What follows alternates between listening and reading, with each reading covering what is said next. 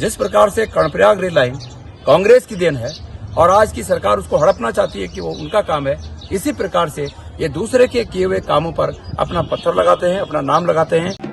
Pauri Lok Sabha seat को लेकर इसी तरह दावे भी हो रहे हैं, वादे भी हो रहे हैं, सवाल पूछे भी जा रहे हैं और जवाब का इंतजार किया भी जा रहा है। गणेश गोदियाल कांग्रेस के उम्मीदवार हैं तो अनिल बलूनी बीजेपी के प्रत्याशी हैं। दोनों ही कैंपेन में जुट गए हैं। अलग अलग इलाकों में दोनों ने प्रचार अभियान की शुरुआत की है। लोगों से मुलाकात हो रही है, बातें हो रही हैं, अपने मुद्दे समझाए जा रहे हैं और अपना विजन बताया जा रहा है। इन तमाम चुनौतियों के बीच सबसे बड़ा संकट राजेंद्र भंडारी के कांग्रेस छोड़ने से आया है।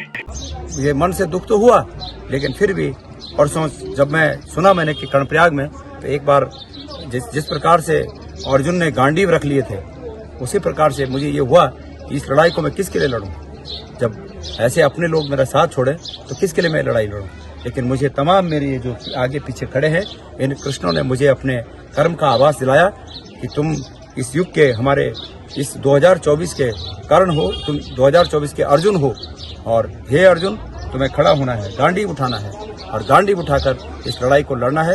मैं इन सब हमारे सारथियों के भरोसे ये गांडी उठाकर इस रण में तैयार हूं और मुझे उम्मीद है कि विजय श्री हमें मिलेगी। सिटिंग एमएलए का पार्टी छोड़ना सेटबैक तो है, लेकिन राजनीति में ऐसे ही कई उतार चढ़ाव आते हैं और पौड़ी लोकसभा सीट का इतिहास जैसा मजबूत रहा है अब वर्तमान भी उसी तरीके का है। आगे क्या होगा ये कह नहीं सकते, लेकिन टक्कर यहाँ जोरदार है और इस टक्कर को लेकर गणेश गोदियाल ने कई सवाल भी अनिल बलूनी से पूछे हैं। लेकिन उन सवालों के जवाब में फिलहाल अनिल बलूनी ये कह रहे हैं कि वो उलूल जुलूल बातों में नहीं पढ़ना चाहते। विपक्ष क्या कह रहा है, विपक्ष के लोग क्या पूछ रहे हैं, सब उलूल जुलूल है।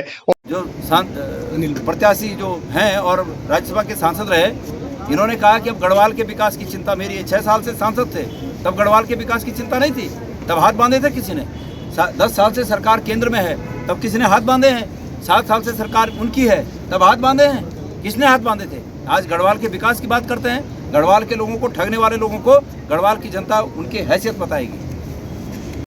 बतौर राज्यसभा सांसद अनिल बलूनी ने 6 साल तक क्या किया, ये सवाल गोदियाल पहले भी पूछ चुके हैं, लेकिन बलूनी ने इनका जवाब अभी तक नहीं दिया और ना ही वो इसमें दिलचस्पी दिखा रहे हैं। वैसे अनिल बलूनी 2002 में कोटद्वार विधानसभा सीट से पहली बार चुनाव के मैदान में उतरे थे, लेकिन तब उनका नामांकन रद्द हो गया था। उसके बाद 2005 में उसी सीट पर उपचुनाव हुआ, तब अनिल बलूनी हार गए थे। उसके बाद वो उत्तराखंड की राजनीति से पूरी तरह दूर हो गए। लेकिन जब 2014 में फिर मोदी सरकार बनी तो अनिल बलूनी एक बार फिर उत्तराखंड में सक्रिय हुए। धीरे धीरे 2018 में उन्हें राज्यसभा भेजा गया और अब वो लोकसभा के उम्मीदवार हैं। तो सियासी तौर पर अनिल बलूनी का नाता पुराना जरूर है, लेकिन बीच के कई वर्षों तक वो यहां से नहीं दिखाई दिए उत्तराखंड की राजनीति में। अब मुकाबला उनका गोदियाल से है, कांग्रेस से है पौड़ी लोकसभा सीट पर। तो यहां किस तरीके के समीकरण बनेंगे और कैसे इस चुनाव में आगे रफ्तार बढ़ेगी, ये देखना दिलचस्प है। दोनों ही उम्मीदवार अपने अपने तरीके से जनता के बीच जाने की कोशिशों में फिलहाल है।